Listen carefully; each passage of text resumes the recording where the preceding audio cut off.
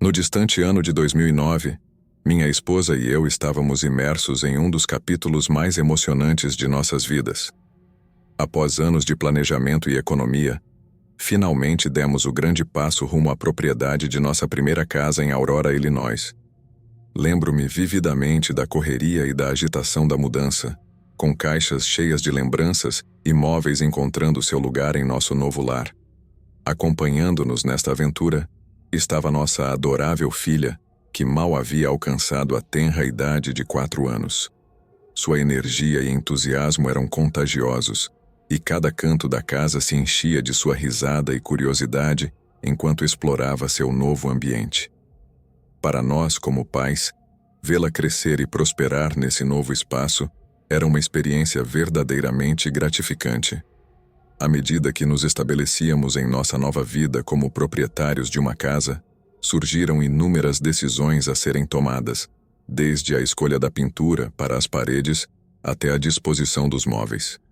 Cada detalhe contribuía para moldar nosso lar ideal. No entanto, entre todas essas decisões, uma em particular se destacava: onde estabelecer meu refúgio pessoal, minha caverna de homem. Essa questão se tornou o tema de muitas conversas entre minha esposa e eu. Deveria ser no sótão, um espaço tranquilo e isolado que oferecia privacidade, mas também certas limitações de acesso? Ou seria melhor situá-lo na garagem, um lugar mais acessível, mas que exigiria algumas modificações para se tornar um refúgio aconchegante? Apesar dessa pequena disjuntiva, o ambiente em nossa nova casa continuava sendo de pura felicidade e emoção.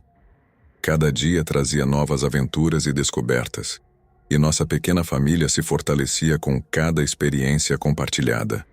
Olhando para trás, aqueles primeiros dias em Aurora sempre estarão marcados em nossa memória como um tempo de alegria e antecipação, um capítulo inicial na história de nosso lar familiar. Ao refletir sobre aqueles dias, mais de 20 anos depois, surpreendo-me com a ingenuidade em que vivíamos. Abandonar um bairro afetado por uma alta taxa de criminalidade no coração da cidade, que havia mergulhado ainda mais na desesperação após a crise financeira, foi um ato de coragem e determinação que, na época, mal podíamos compreender completamente. Lembro-me claramente de como a situação em nosso antigo bairro havia se deteriorado gradualmente ao longo do tempo. O que antes era um lugar vibrante e próspero se tornou um cenário marcado pela desesperança e desânimo. Os efeitos da crise financeira ressoaram em cada esquina, com negócios fechados, propriedades abandonadas e um aumento alarmante na criminalidade. Sair desse ambiente foi uma decisão que tomamos com a esperança de oferecer à nossa família um futuro mais seguro e promissor. No entanto, naquela época, não estávamos plenamente cientes da magnitude dos desafios que enfrentaríamos em nosso novo destino. A mudança representava um novo começo, mas também significava adentrar no desconhecido, enfrentando obstáculos que não podíamos antecipar completamente. Apesar das dificuldades e incertezas que enfrentamos naqueles primeiros dias em nosso novo lar, nunca perdemos de vista nossa determinação de construir uma vida melhor para nossa família. Cada obstáculo que encontrávamos no caminho apenas fortalecia nossa resolução e nossa unidade como família. Agora, ao olhar para trás, posso apreciar plenamente a jornada que percorremos e o progresso que alcançamos. Aqueles tempos difíceis nos moldaram, nos ensinaram lições inestimáveis e nos lembraram da importância da resiliência e perseverança. Embora inicialmente fôssemos ignorantes dos desafios que enfrentaríamos, nossa determinação e nosso espírito nos levaram através daqueles tempos sombrios para uma luz mais brilhante e esperançosa. Ao recordar aqueles dias turbulentos, mais de 1 ano antes de nossa mudança, posso ver claramente como a sombra da insegurança pairava sobre nosso lar. Nosso apartamento, aquele refúgio que deveria proporcionar segurança e tranquilidade, havia sido violado pela violência do crime. Lembrar a sensação de vulnerabilidade que experimentamos depois de sermos assaltados uma vez é algo que ainda me arrepia. Mas, infelizmente, isso não foi tudo. Nossa luta contra o crime não se limitou ao nosso lar. Estendeu-se às nossas posses mais valiosas. Nosso carro, aquele fiel companheiro de viagem que representava nossa liberdade e mobilidade, foi alvo de ataques 2 vezes no ano anterior à nossa mudança. Cada vez que enfrentávamos o cenário sombrio de vidros quebrados e pertences roubados, sentíamos uma mistura de frustração e desamparo. O que tornava essa situação ainda mais dolorosa era a suspeita que tínhamos sobre um de nossos próprios vizinhos. Os sinais apontavam nessa direção, mas prová-lo era uma tarefa monumental. A falta de provas concretas e a dificuldade de identificar o perpetrador nos deixavam com uma sensação de impotência e frustração. Encontrávamo-nos numa encruzilhada, presos entre a necessidade de justiça e o desafio de encontrar uma solução tangível. A suspeita de que alguém dentro de nossa própria comunidade pudesse ser responsável pelos ataques à nossa propriedade apenas aumentava nosso senso de desconfiança e desassossego. Enfrentávamos não apenas a ameaça externa do crime, mas também a disrupção da harmonia e da confiança dentro de nosso bairro. Apesar de tudo isso, decidimos seguir em frente. A mudança para um novo lar representava uma oportunidade de deixar para trás o medo e a incerteza e começar de novo em um ambiente que esperávamos ser mais seguro e acolhedor. No entanto, as cicatrizes emocionais daqueles eventos ainda perduram, lembrando-nos da importância da vigilância e da solidariedade comunitária na luta contra o crime. Assim, quando nos mudamos dos subúrbios, achei que nosso problema com os vizinhos havia terminado. Mas, na verdade, isso não poderia estar mais longe da verdade. Exatamente uma semana após nos mudarmos, decidi levar minha filha a um parque próximo que tinha alguns brinquedos divertidos. Já havíamos passado por lá várias vezes, e ela estava muito interessada em visitá-lo. Então, como era um dia bonito, pensei que poderíamos caminhar até lá em um ritmo casual e apresentar o bairro à minha filha. Caminhamos até o parque com o carrinho carregado de lanches e tudo mais, mas minha filha caminhava ao meu lado. De repente vimos uma venda de garagem montada a cerca de 50 metros da rua. Minha filha era uma criança muito sociável naquela época, então, quando passamos e apontei para as 2 mesas com várias coisas, ela imediatamente começou a se dirigir para dar uma olhada.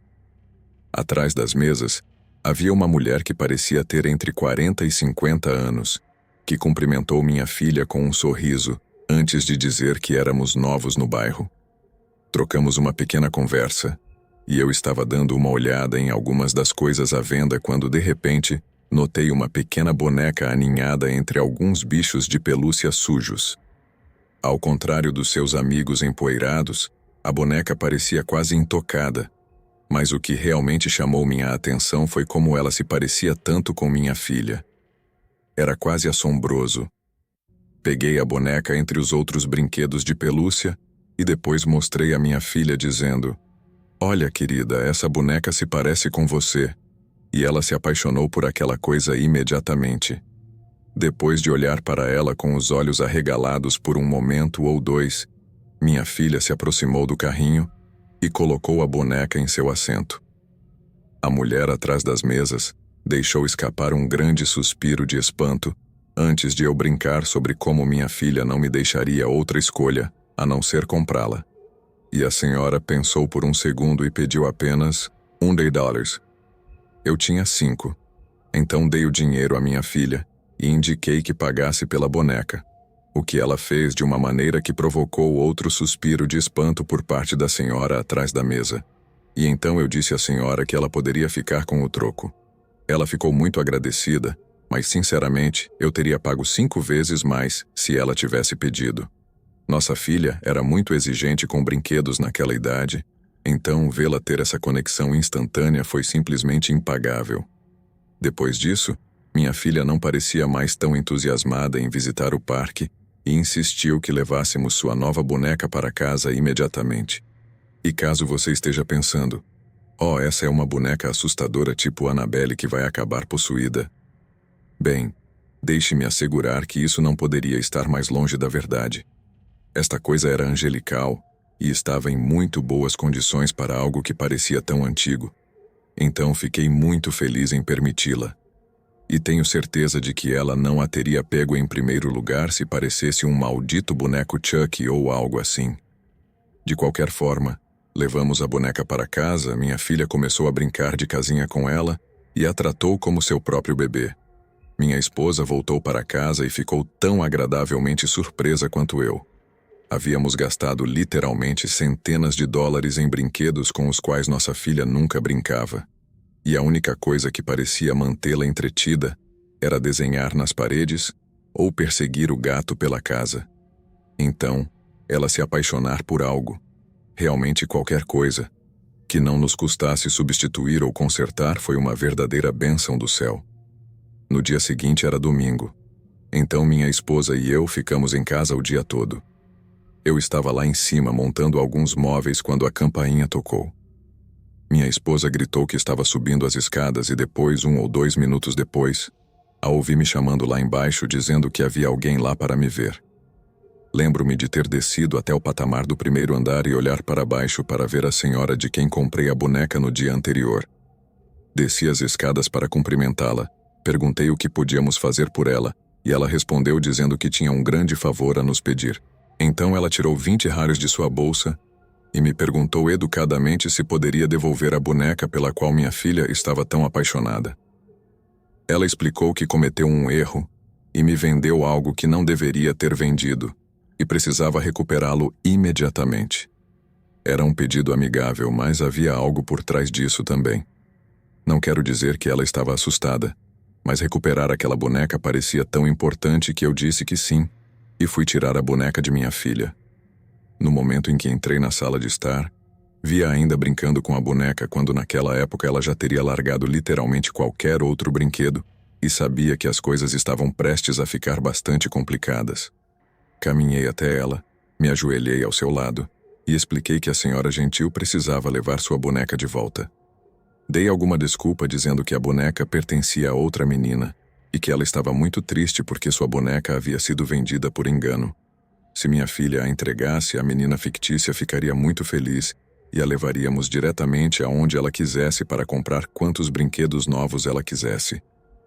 Minha filha simplesmente levantou os olhos da boneca e começou a chorar absolutamente. Passaram-se uns 5 minutos, e minha filha estava com todos os membros em volta da boneca e estava gritando como a menina do filme, O Exorcista. Esses gritos satânicos impuros saíam dela e intensificavam-se cada vez que tocávamos em seu novo brinquedo favorito. Chegou ao ponto em que, depois que minha esposa assumiu o controle, voltei à porta para oferecer à senhora simpática $50 além do que já havia pago. Quando ela recusou a oferta, dobrei para $100. Parecia que ela pensou por um segundo, mas depois disse algo como: "Meu marido está realmente zangado comigo por vender-lhe aquela boneca. Eu gostaria de aceitar os $100, mas ele disse que precisava recuperá-la e preciso recuperá-la hoje." Uma pequena nota lateral, mas escute. Número 1. Eu realmente não queria devolver a boneca. Acho que ela poderia ter pedido $500 naquele momento e eu a teria levado a um caixa eletrônico ou algo assim. A quantidade de problemas que teríamos se tentássemos tirar aquela boneca do alcance de nossa filha estaria além da compreensão de um simples mortal. Então, naquele momento, acho que teria feito quase qualquer coisa para evitar isso. Mas além disso, havia aquela outra coisa, a forma como a senhora parecia quase assustada de voltar para casa de mãos vazias.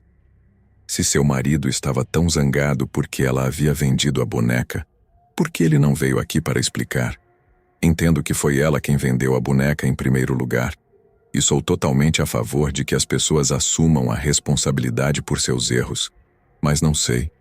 Algo nisso simplesmente não me pareceu certo. Não me recusei a devolver a boneca à senhora, e não ofereci mais dinheiro. Mas o que fiz foi dizer da melhor forma possível que se seu marido quisesse recuperar a boneca, Deveria vir para que pudéssemos negociar. Disse que minha filha adorava aquela boneca. Ela mesma podia ouvir todo aquele barulho, e a menos que fosse uma quantia exorbitante de dinheiro, eu estava mais do que feliz em desembolsar muito mais dinheiro para evitar que minha filha ficasse chateada, provavelmente por mais uma semana ou mais. Mas a senhora parecia nervosa e disse que passaria a mensagem. Depois, nos despedimos e fechei a porta. Assim que conseguimos acalmar nossa filha, minha esposa e eu começamos a conversar sobre a situação que enfrentávamos. Mencionei minha preocupação com a vida doméstica da senhora, e minha esposa sugeriu que eu fosse até a casa onde a venda de garagem havia ocorrido para falar com o marido dela eu mesmo. Dessa forma, poderíamos resolver tudo naquele dia, enquanto sentíamos a atmosfera dentro da casa. Então, fui caminhando pela rua até a casa onde a venda de garagem estava, e quando cheguei lá, toquei a campainha e esperei uma resposta. Apenas alguns segundos depois, a porta se abriu, mas não antes de ouvir a voz de um homem vindo do outro lado, e ele não parecia feliz. O cara abriu a porta e eu pude ver a senhora da venda de garagem parada no corredor atrás dele. Ele era de uma idade semelhante à dela, com uma barba espessa e alguns tufos de cabelo no topo da cabeça. Ele me olhou e depois olhou para a da esposa, dizendo: "É esse o cara?" Ela assentiu, e então ele se virou para mim e perguntou: "Tudo bem, cara? Onde está?" Supus corretamente que ele estava falando sobre a boneca. Então comecei a explicar como vim para falar com ele sobre isso. Mas acho que não consegui pronunciar duas frases antes que ele me interrompesse para dizer que não se importava com o que eu tinha a dizer. Queriam a boneca de volta. Estavam oferecendo um reembolso, e se eu quisesse conversar, poderia falar com os policiais. Naquele momento, fiquei atônito. Esperava que o cara fosse bastante desagradável, mas não diretamente conflituoso, e a ideia de envolver a polícia parecia uma escalada tão desnecessária. Disse ao cara que não havia necessidade de envolver a polícia e que tudo o que queria fazer era resolver a situação com o menor drama possível. Ele respondeu dizendo que, se eu não queria drama, deveria ter pensado duas vezes antes de falar tão grosseiramente com sua esposa. Estou prestes a perder o controle. Fiquei impressionado com o que ele disse e lembro-me de olhar por cima do ombro para a esposa dele, esperando que ela fizesse algo, mas ela agora parecia muito focada em evitar fazer contato visual comigo. Pensei em explicar ao cara que na verdade tinha sido perfeitamente cortês com sua esposa, mas percebi que isso equivaleria a chamá-la de mentirosa bem na frente do marido dela, e percebi que ele era um pouco estranho. Simplesmente disse algo como: "Você sabe como chamar a polícia? Estarei feliz em falar com eles." Então me virei e caminhei de volta pela entrada do cara, enquanto ele me xingava como você não acreditaria. Lembro-me de meu coração afundar naquele momento. Algumas horas depois, recebemos uma ligação do departamento de polícia local. Acho que não deveria ter ficado tão surpreso, mas realmente fiquei surpreso que o cara tivesse chamado a polícia. Definitivamente estava interessado em ver o que eles tinham a dizer. No início não parecia que a lei estivesse realmente do nosso lado. No estado de Illinois, os comerciantes têm o direito de cancelar uma transação ou contrato, mas apenas se o destinatário dos bens ou serviços tiver cometido fraude ao consumidor ou empregado, práticas comerciais enganosas.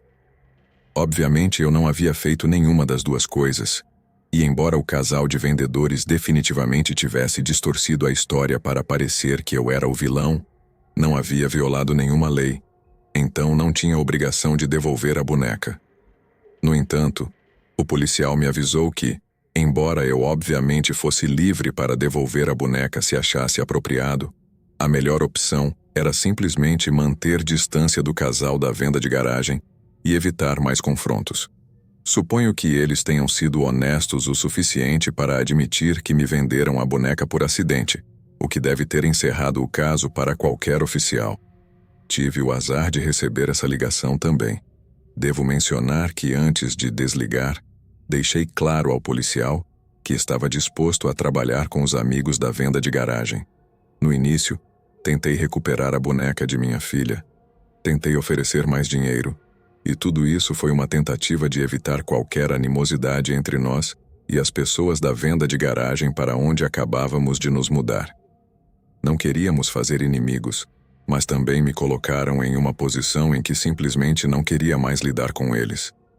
Sabia que a solução óbvia era simplesmente devolver a boneca, mas acho que queria manter minha filha feliz, combinado com um pouco de orgulho por mim mesmo e desprezo pelo casal da venda de garagem que gerou um processo de tomada de decisões menos que estelar, olhando para trás. Assim, no dia seguinte era segunda-feira, e eu estava no trabalho a manhã toda, mas logo após voltar do intervalo de almoço recebi uma ligação no meu celular. Era minha esposa, e ela parecia zangada e chateada. A esposa do vendedor da garagem esteve em nossa casa e, segundo minha esposa, a ameaçou sutilmente em referência a recuperar a boneca. Aparentemente, ela fez uma tentativa medíocre de devolver o dinheiro, e disse à minha esposa que lamentava a forma como as coisas haviam acontecido e que gostaria de começar de novo, blá, blá, blá. Mas quando minha esposa disse que havíamos entrado em contato com a polícia e que havíamos tomado nossa decisão, ela parou de agir como uma boa pessoa por completo. Minha esposa estava ainda mais zangada com a situação do que eu. Então, quando o cara insinuou que poderia entrar à força e recuperar a boneca, ela deu uma surra verbal nele e disse que o faria prender se ele ousasse dar um passo em nosso caminho novamente, e depois fechou a porta na cara dele. Eu estava muito orgulhoso dela por se manter firme dessa maneira. Mas a ideia de que o cara fez uma visita à minha esposa quando eu não estava lá para fazer algo a respeito me fez sentir mal. O sangue ainda me ferve ao pensar nisso, mesmo todos esses anos depois. Houve mais alguns incidentes como esse. Nada que envolvesse o cara vindo à nossa casa, mas recebemos alguns olhares mortais e 1 ou 2 comentários rudes enquanto acompanhava nossa filha ao parque. Não havia nada que não pudéssemos lidar, e lembrávamos a nós mesmos que as coisas poderiam ter sido muito piores. Morávamos pelo menos a um campo de futebol de distância deles. Se estivéssemos mais perto, as coisas teriam sido consideravelmente mais tensas. De qualquer forma, agora se passaram algumas semanas e ainda recebemos olhares que poderiam matar sempre que passávamos pelo local da venda de garagem em nosso carro. Mas não houve mais escaladas nem nada parecido. Também devo acrescentar que mesmo depois de mais de 1 mês de brincadeiras com aquela boneca, minha filha ainda não tinha se cansado dela. Ela adorava absolutamente aquela coisa, e ainda a tem. É sem dúvida sua posse mais preciosa da infância.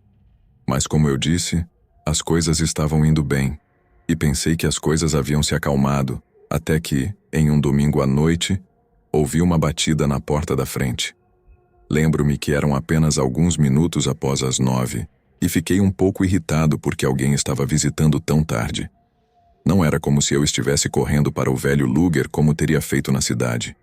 Então, me levantei e caminhei até a porta.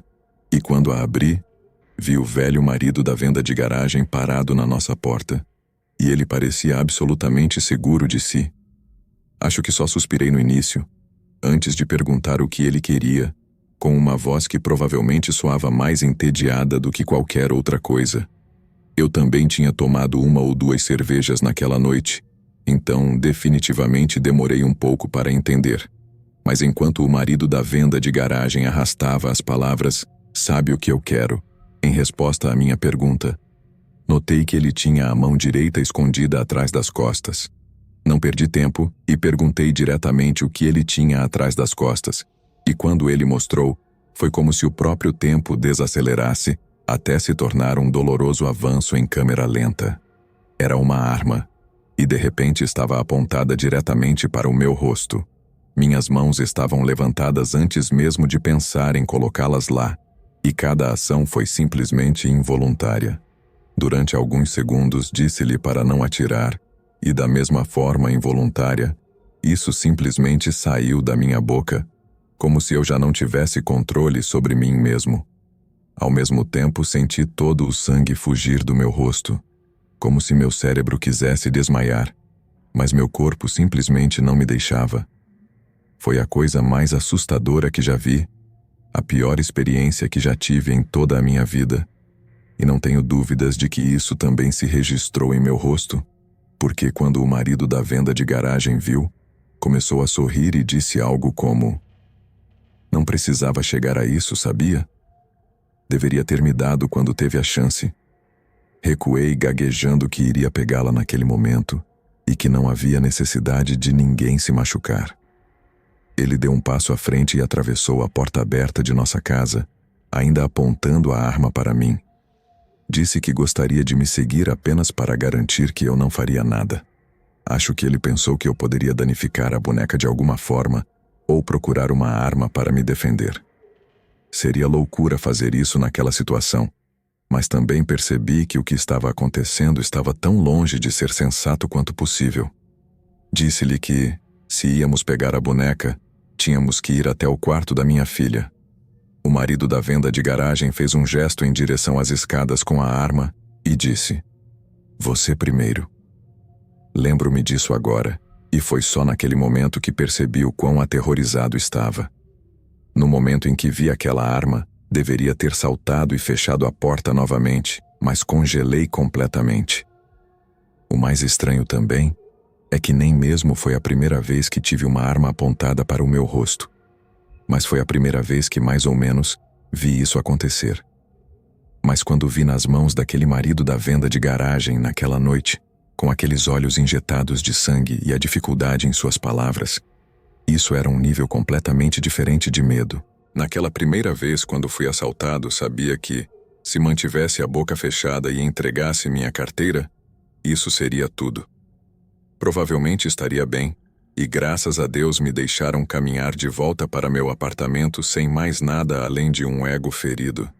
Mas agora, esse cara poderia simplesmente puxar o gatilho e me matar, ou ambos. Mas então, que outra opção eu tinha? Não sou John Wick, e mesmo que fosse, bêbado como um gambá, não acho que poderia desarmá-lo sem que alguém fosse baleado no processo. Especialmente considerando que minha esposa estava dormindo no quarto quase diretamente acima de nós.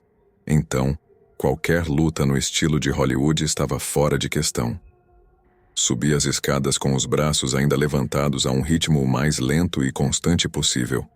Quando cheguei lá em cima, expliquei que o quarto da minha filha estava na parte de trás da casa e que teríamos que andar um pouco pelo corredor antes de entrar no quarto à direita.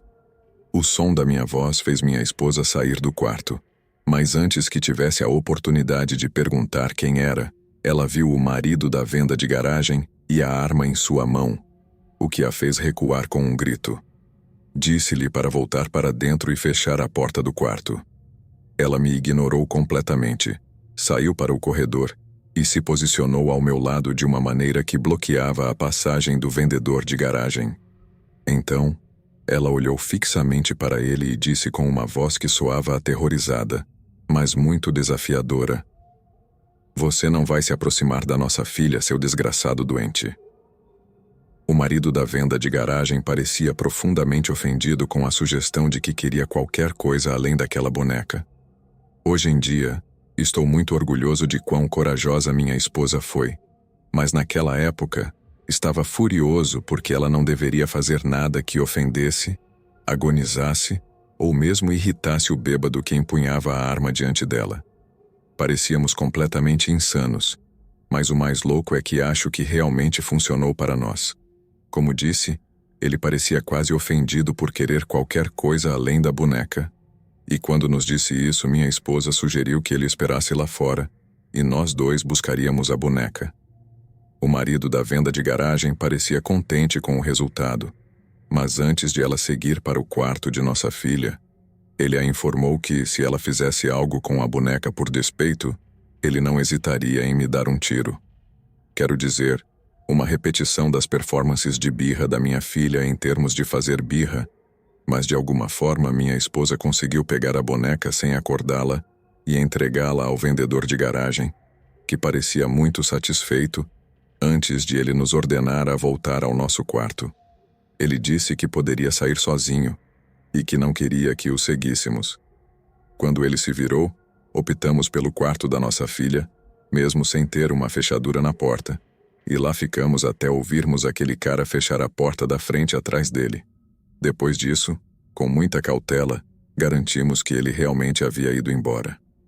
A descarga de adrenalina era algo indescritível, misturando-se com a culpa e a vergonha de ter permitido que um homem armado entrasse no segundo andar da minha casa, onde estavam minha esposa e minha filha.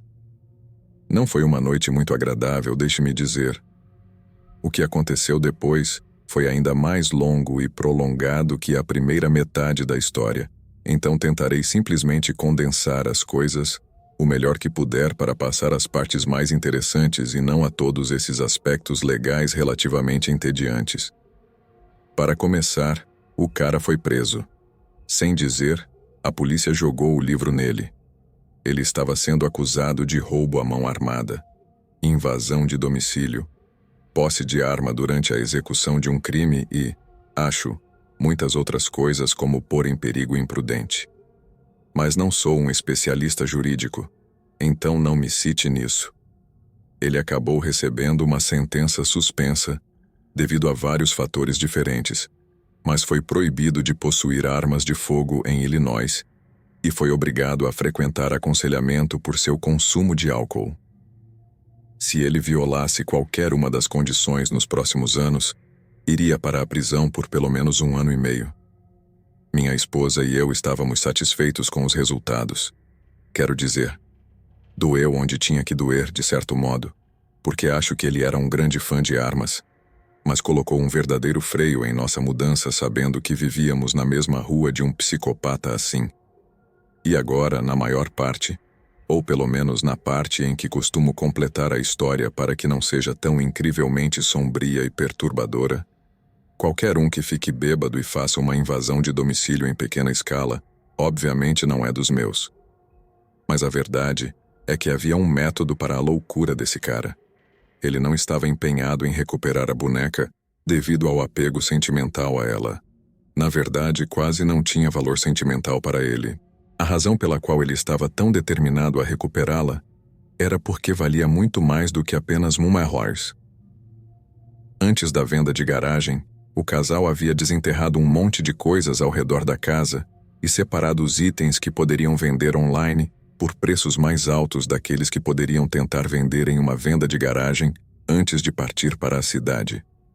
Durante o processo de esvaziar o sótão, o casal encontrou a boneca, presumivelmente pertencente a algum parente falecido há muito tempo, e o marido decidiu tentar avaliá-la. Foi então que descobriu que a boneca foi feita à mão antes da Segunda Guerra Mundial, especificamente na cidade de Nuremberg.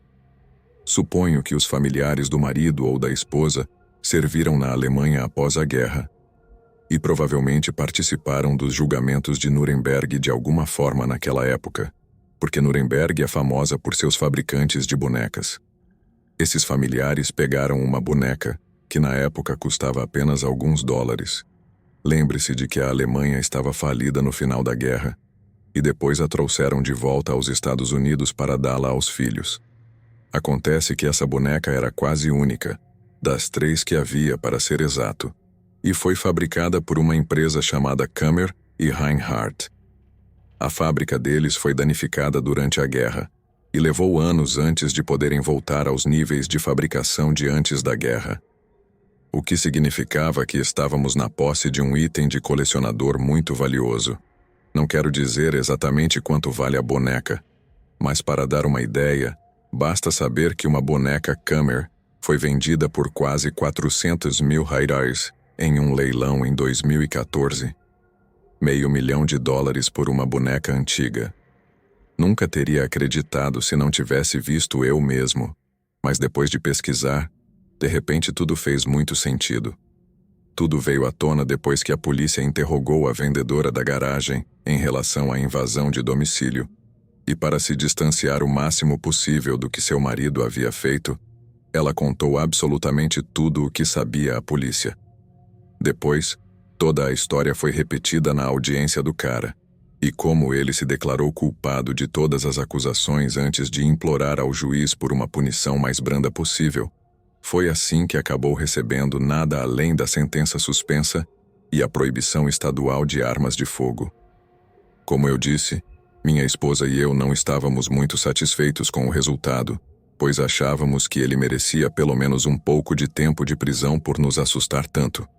Mas conseguimos manter a boneca, e se a ameaça de prisão significava que o marido da vendedora de garagem ficaria longe da minha esposa e filha, então que assim seja. Isso foi há quase 15 anos, e desde então nos mudamos para a área de Kankakee. Então, não sei como estão o casal da venda de garagem, e honestamente, não me importo.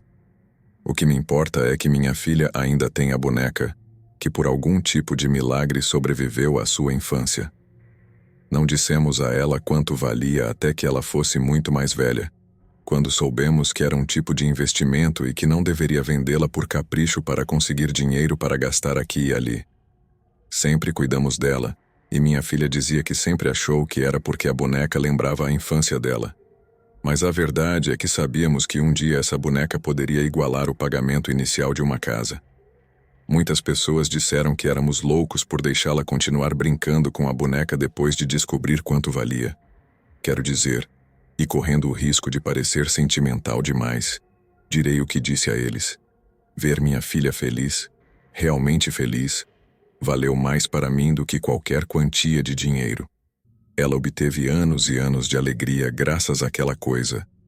E embora tenha nos custado uma das noites mais assustadoras de nossas vidas para adquiri-la, fez algo muito especial e único para nossa família. E deixe-me dizer que com certeza é melhor do que desenhar nas malditas paredes. Isso pode parecer um pouco louco para algumas pessoas, mas a coisa mais assustadora que já vi na minha vida foi resultado de uma parada em uma venda de garagem. Foi no verão de 1998, numa pequena cidade da Austrália Ocidental. Eu estava vagando pela casa dos meus pais quando recebi uma ligação de um amigo meu. Ele disse que um senhor estava organizando uma venda de garagem e vendendo um monte de coisas militares antigas por muito pouco dinheiro. Meu amigo disse que a polícia já havia passado para confiscar algumas das coisas que ele estava tentando vender porque violavam algum estatuto de Nova Gales do Sul sobre a venda de antiguidades militares. Avisaram ao homem que ele precisava obter permissão para vender seus produtos, mas ele simplesmente abriu a garagem novamente assim que a polícia foi embora. Foi então que meu amigo e seu irmão viram enquanto passavam de carro. Ambos tínhamos 17 anos na época, meu amigo e eu. Quero dizer, era o carro do irmão mais velho dele. Meu amigo perguntou se eu queria ir lá porque eles iam voltar depois de pegar um pouco de dinheiro. Meu amigo e eu éramos muito interessados na guerra e na história, e ele disse que o cara tinha algumas coisas do Vietnã. Sim, os australianos também foram para o Vietnã, então você pode apostar nisso. De qualquer forma, eu estava muito ansioso para dar uma olhada no que esse cara tinha à venda. Cerca de 45 minutos depois, meu amigo, o irmão mais velho dele, e eu, estávamos virando na rua nos subúrbios de Brisbane. A casa estava bem no final, ligeiramente separada das outras, mas, veja só, a garagem estava aberta e havia todo esse velho equipamento militar disposto de maneira caótica e controlada por todo o lugar. Havia capacetes e chapéus, pedaços de uniformes antigos e toneladas de fitas e medalhas aleatórias. Ele tinha um monte de equipamento do Vietnã e do leste que estavam espalhados para mostrar planos de ataque e coisas que considerávamos artefatos militares padrão. Havia bandeiras, rações, kits médicos, propagandas e folhetos. O cara basicamente tinha um maldito museu militar escondido em sua casa.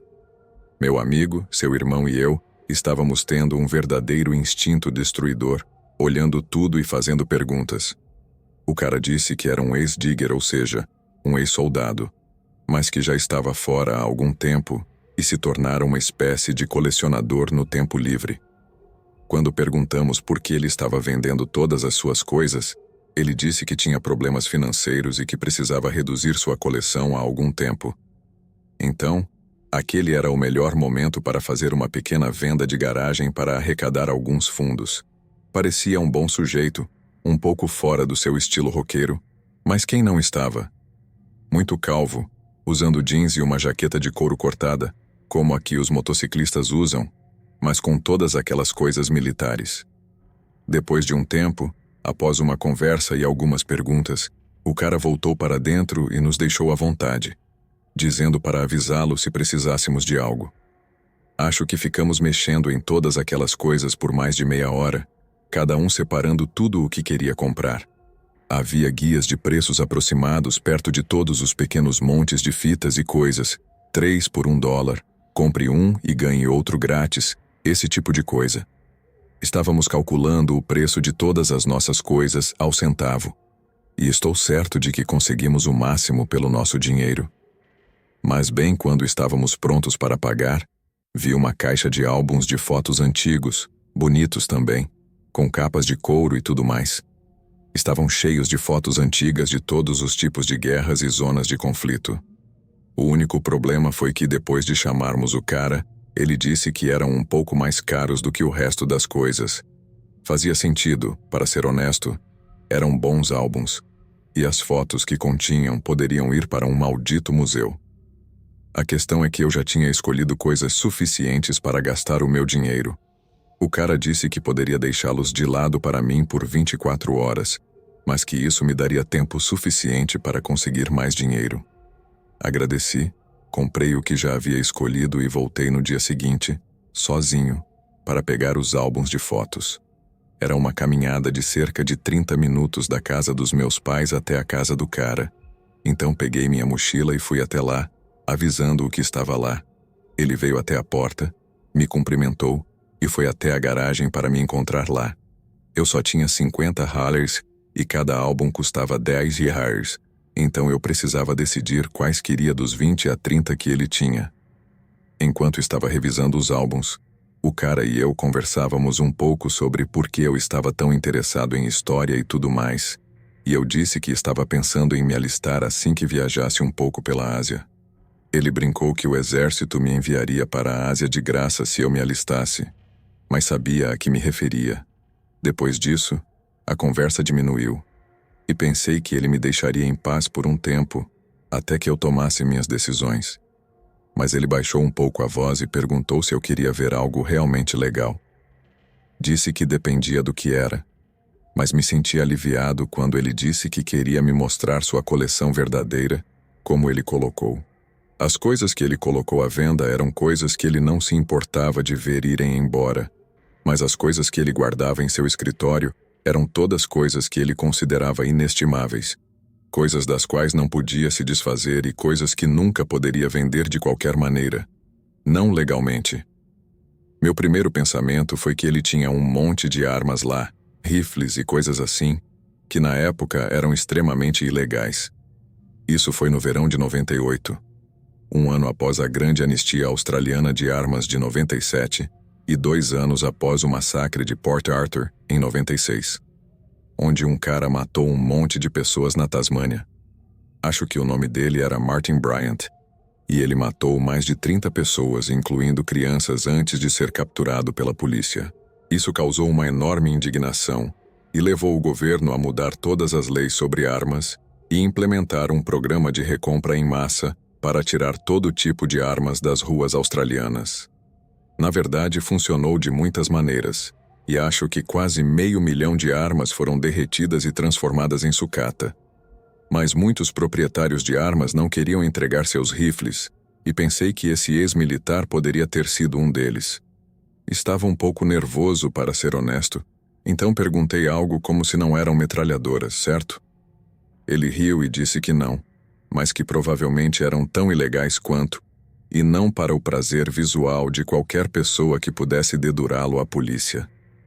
Eu deveria ter dito não, mas ele parecia um cara bastante agradável, e quando disse algo como, vamos lá, eu não vou morder, realmente pensei, o que há de errado em dar uma olhada? Então, entrei na casa dele, depois subi até o que ele chamava de escritório, mas na verdade era apenas uma sala com um computador e alguns armários. Entramos, e ele abriu uma gaveta, tirou uma daquelas pequenas carteiras que costumavam vir com fotos, me entregou e disse para dar uma olhada. E assim fiz, e o que vi me deixou boquiaberto. Eram fotografias de cadáveres, muitos deles mutilados e despedaçados. O cara disse que tinham sido tiradas como evidência após um massacre em Timor-Leste, e ele as havia comprado de um pacificador australiano que as trouxe para casa por alguma razão esquecida por Deus.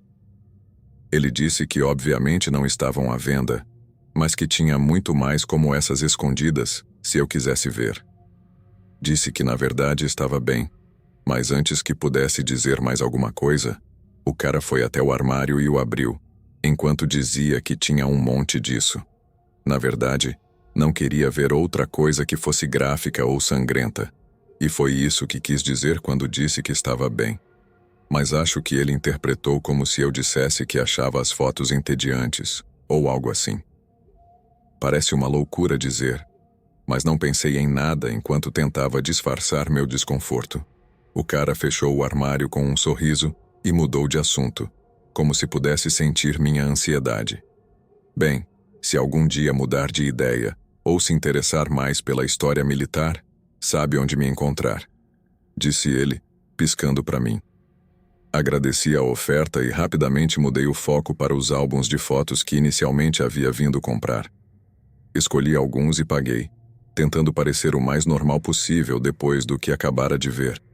Quando saí da casa dele, o sol estava começando a se pôr, e o ar se enchia de uma leve brisa que parecia carregar consigo o peso dos segredos sombrios trancados naquele escritório.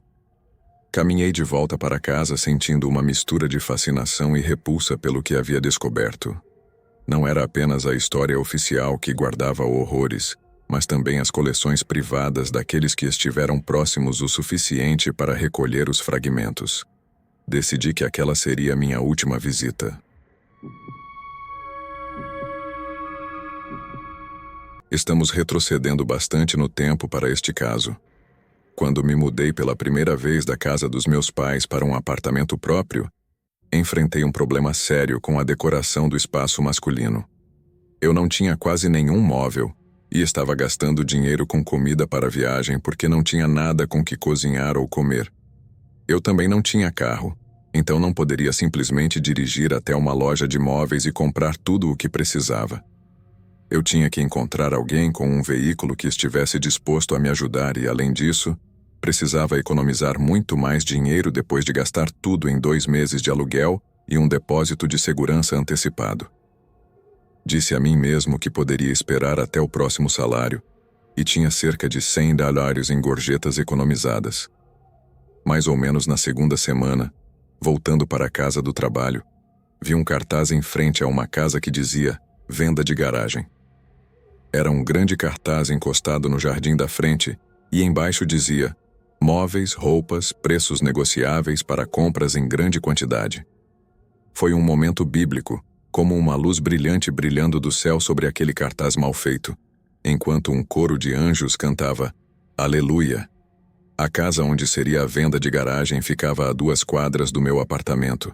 Então, no melhor dos casos, eu poderia trazer uma grande quantidade de coisas por $10 a $20, o que me ajudaria até que eu recebesse o pagamento completo. Então fui até o local no dia seguinte, e era legitimamente um tesouro de móveis e utensílios de cozinha. As pessoas que estavam organizando a venda praticamente estavam dando tudo de graça. Eles tinham uma mesa de centro, uma mesa auxiliar, todo tipo de facas, garfos e outros utensílios de cozinha. Basicamente, tinham tudo o que eu precisava, exceto algumas coisas que eu poderia pegar em outro lugar. Eles até tinham um carrinho que eu podia usar para empurrar todas as minhas compras para casa e uma manta aleatória que jogaram de graça, com a qual forrei o carrinho para garantir que minhas mesas não se arranhassem. Uma vez que minha sala de estar estava montada, começamos a falar sobre preços. Acabei levando um monte de coisas pelo baixo preço de $10, e me refiro a muitas coisas, incluindo um monte de bugigangas velhas e antiguidades para dar um pouco de caráter ao meu novo apartamento. Peguei coisas como um cinzeiro decorado, embora eu não fumasse, porque pensei que parecia legal e talvez pudesse colocar minhas chaves nele ou algo assim. Havia também uma velha lâmpada a óleo que parecia realmente legal, 2 pequenas estátuas de elefantes de madeira que pareciam vir da Índia e um monte de outras coisas interessantes. E então, havia 5 ou 6 livros que eram muito antigos. Quando digo livros, 2 deles eram mais como tomos. E embora eu não planejasse ler nenhum dos títulos antigos mais arcaicos, seriam ótimas decorações e dariam um toque de aconchego do velho mundo ao que antes era um espaço profundamente inquietante. Então, quando levei todas as coisas para o meu apartamento, tive que carregar tudo para cima, o que foi mais fácil de dizer do que fazer em alguns casos. Meu principal objetivo foi colocar a mesa de centro e as mesas auxiliares no lugar e depois abastecer minha cozinha com todos os utensílios. E praticamente joguei todo o resto sobre a mesa de centro para decidir onde tudo iria. Fiz algumas decorações provisórias, só para ter uma ideia de onde as coisas ficariam melhor, e depois disso, abri algumas cervejas e me preparei para aproveitar o resto do meu dia de folga. Algumas horas depois, preparei algo para comer pela primeira vez naquele apartamento. Me joguei no sofá e comecei a folhear curiosamente alguns dos livros antigos que peguei. Eles eram relativamente impressionantes de se ver, com letras douradas impressas nas lombadas. Não era ouro de verdade, imagino, mas parecia ótimo de qualquer maneira. Um livro era uma coleção de artigos de uma antiga revista chamada Blackwoods, que era legal se você gostasse desse tipo de coisa. Lembro-me de ter folheado por um tempo antes de passar para os outros 2. O segundo livro era um antigo e interessante dicionário de francês para inglês, com todas essas impressões incrivelmente complexas nas capas internas. Mas estava todo em francês, já que foi escrito para os franceses. Então era praticamente inútil para mim, a menos que eu soubesse a palavra francesa que queria procurar. Foi então que peguei o terceiro livro, que era uma biografia de um velho monge italiano. Depois de folhear as páginas, fui colocá-lo de volta na mesa de centro e um pequeno envelope deslizou entre 2 das páginas. Não havia nada escrito na capa do envelope, mas pensei que deveria ser algum tipo de carta antiga dentro. Então, por pura curiosidade, virei e abri. Dentro havia talvez 5 ou 6 fotografias antigas. Não posso dizer a idade exata, e no começo só consegui ver a primeira. Não as olhei em ordem, apenas vi a primeira foto, que era de uma menina que parecia vestida para a igreja ou possivelmente para o primeiro dia de aula, considerando a capa que ela usava. Era uma imagem tão inocente que me desarmou completamente, e não hesitei em tirar todo o grupo de fotos do envelope antes de espalhá-las sobre a mesa à minha frente, para poder dar uma olhada em todas de uma vez. No momento em que fiz isso, obtive esses vislumbres de uma fração de segundo das 5 imagens, e lembro-me de literalmente me levantar e me afastar do sofá depois de gritar involuntariamente, "Meu Deus!". No breve vislumbre do que vi representado nessas fotografias, tive o instinto de queimar todo o quarteirão de apartamentos. Suponho que isso provavelmente me faça parecer louco, mas você conhece essa sensação que tem quando vê algo realmente horrível.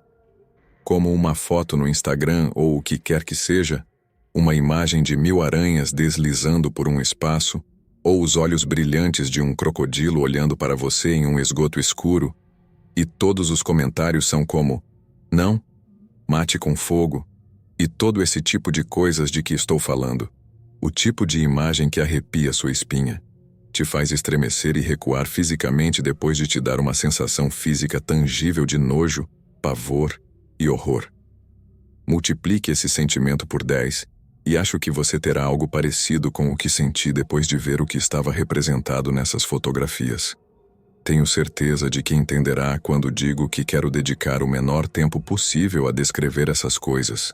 Então, se o que digo parecer um pouco vago ou superficial, lamento, mas é o melhor que posso fazer.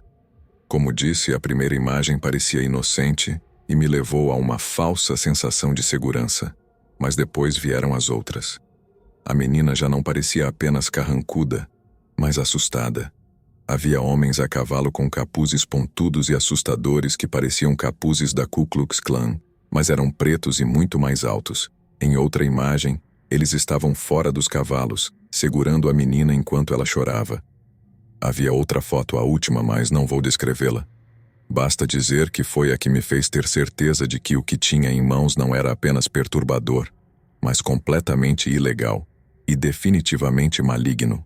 Fiquei longe do meu sofá e da mesa de centro como se fossem radioativos quando liguei para o 911 e perguntei o que deveria fazer.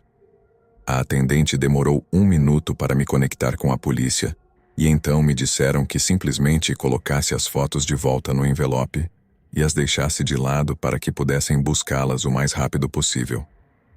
Eu disse que não queria minhas impressões digitais nelas e que não queria ter que olhá-las novamente. Mas o policial disse que provavelmente as análises forenses já estavam concluídas. Ela disse que a melhor maneira de evitar vê-las novamente era guardá-las e que o fato de eu ter relatado as fotos significava que não me acusariam de possuí-las. Tudo o que a senhora disse fazia sentido, mas ainda estava enlouquecendo e queria que um dos policiais viesse ao meu apartamento imediatamente para pegar as fotos e tirá-las de lá. Isso não aconteceu, infelizmente.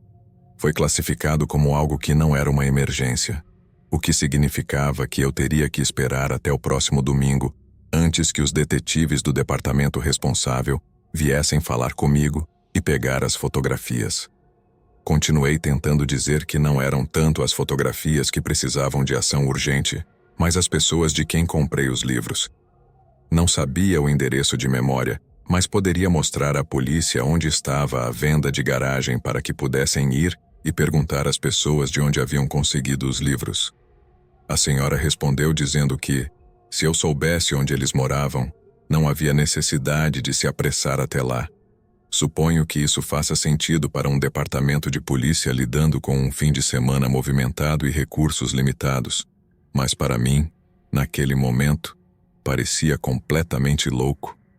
O que estava acontecendo com a garota nessas fotos merecia a atenção de todos os policiais da cidade. Então, ouvir uma policial me dizer que simplesmente não eram uma prioridade porque não constituíam um crime violento foi algo que eu não esperava ouvir. De qualquer forma, voltei a colocar as fotos no envelope usando um pano de cozinha para cobrir minha mão e, em seguida, cometi o erro de pensar que poderia dormir algumas horas depois de tentar apagar essas fotos da minha cabeça, assistindo o máximo de Adult Swim que consegui consumir. Rapidamente percebi que não iria dormir nada aquela noite e depois de ficar acordado fumando por algumas horas, comecei a me obcecar com a ideia de voltar à casa onde a venda de garagem havia ocorrido, só para, sei lá, verificar o lugar. Não acabei tentando entrar ou algo assim. Na verdade, nem me aproximei do lugar. Simplesmente fiquei do outro lado da rua, fumando cigarros e olhando pelas janelas da frente. Todas as luzes estavam apagadas. Ninguém saiu ou entrou. Não consegui ver ninguém de qualquer maneira. Admito, fiquei com medo. Provavelmente também não havia nada a temer, e eu simplesmente estava me deixando levar por tudo isso. Não havia como terem colocado deliberadamente aquelas fotos no livro, na esperança de que alguém como eu um dia as encontrasse. Claramente, algo mais estava acontecendo e entrar naquela casa não me levaria a lugar nenhum, exceto para a cadeia ou pior. No dia seguinte, liguei novamente para o departamento de polícia só para garantir que alguém definitivamente viria na manhã seguinte para pegar as fotos. Eles disseram que já haviam entrado em contato com o departamento responsável e que provavelmente 2 detetives passariam por lá na segunda ou terça-feira. Eu disse novamente que provavelmente deveriam levar alguns policiais à casa da venda de garagem para interrogar aquelas pessoas sobre quem eram os proprietários dos livros que comprei. O policial com quem falei no domingo, que era diferente do que falei na noite anterior, disse que faria isso. Quero dizer, enviar alguns policiais ao local. E eu devo ter soado bastante frenético quando pedi que prometesse que enviaria alguns policiais.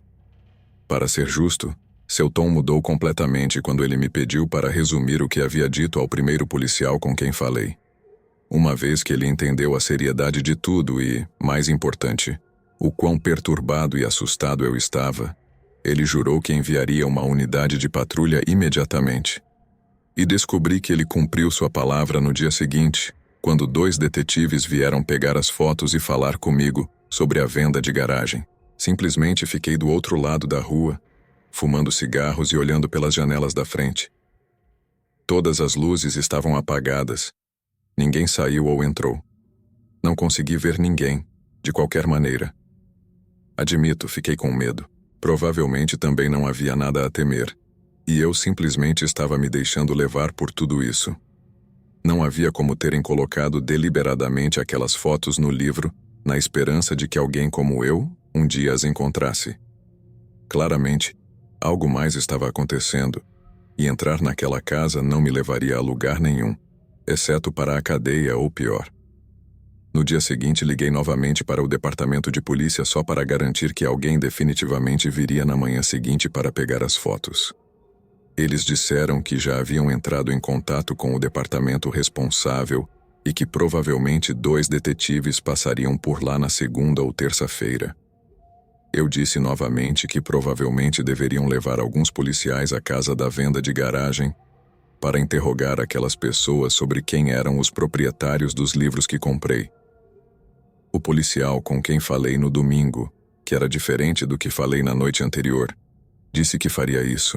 Quero dizer, enviar alguns policiais ao local. E eu devo ter soado bastante frenético quando pedi que prometesse que enviaria alguns policiais. Para ser justo, seu tom mudou completamente quando ele me pediu para resumir o que havia dito ao primeiro policial com quem falei. Uma vez que ele entendeu a seriedade de tudo, e mais importante, o quão perturbado e assustado eu estava, ele jurou que enviaria uma unidade de patrulha imediatamente. E descobri que ele cumpriu sua palavra no dia seguinte, quando 2 detetives vieram pegar as fotos e falar comigo sobre a venda de garagem. Eles disseram que 2 policiais uniformizados haviam passado pela casa da venda de garagem na noite anterior, apenas para encontrar a casa vazia. Os proprietários anteriores a haviam colocado à venda, e os 2 detetives com quem falei estavam muito interessados em encontrá-los para descobrir de onde tinham vindo as fotos. Os 2 policiais foram muito solidários e muito agradecidos por toda a informação que eu tinha para dar. Mas antes de irem, eles me surpreenderam com uma notícia que parecia ruim no momento. Disseram que eu não era suspeito, pois minha história parecia correta, mas que eu precisava ir à delegacia para que pudessem arquivar minhas impressões digitais. Dessa forma, poderiam isolar qualquer impressão nas fotografias que não fosse minha e potencialmente descobrir quem foi a última pessoa a manuseá-las. Suponho que faça sentido, e sei que não deveria me preocupar com nada. Mas naquele momento, senti que era o que eles diziam a todos os suspeitos só para anestesiá-los e dar-lhes uma falsa sensação de segurança para obter suas impressões digitais, DNA ou o que quer que a polícia pedisse. Eu estava intensamente paranoico de que, de alguma forma, seria implicado em toda a situação, apesar de as fotos parecerem ter décadas de idade e eu ter sido quem as denunciou. Mas no final, esses temores foram infundados, e nunca mais fui contatado depois daquela primeira e última conversa com os 2 detetives. Um deles me deu seu número de contato, caso eu me lembrasse de mais alguma coisa sobre a venda de garagem. Por um tempo, pensei em ligar para ele para saber como estava indo a investigação, mas, sinceramente, me envergonho de dizer que não o fiz. Eu estava interessado, queria saber como diabos aquelas fotos acabaram naquele livro, mas também sabia que o melhor que podia fazer era tentar esquecer. Mas o fato de que isso era o certo para mim não significava que eu era capaz de fazê-lo. Suponho que foi assim que acabei sentado aqui, pensando em relatar tudo isso em primeiro lugar, porque as coisas que vi naquela noite não são realmente fáceis de esquecer. Acho que o mais perto que cheguei de esquecer foi durante as férias de 2018, mas então aconteceu todo aquele assunto da ilha de Epstein, e sua morte apareceu muito nas notícias. Isso tem estado na minha mente desde então. Suponho que realmente não queria saber o que aconteceu com essa investigação, porque não queria ouvir que as pessoas responsáveis pelas fotos nunca foram pegas. Pode me chamar de conspiracionista se quiser, mas suponho que isso é algo que tenho notado muito. Há algumas pessoas que fazem as piores coisas que você e eu poderíamos imaginar, e de alguma forma parecem escapar.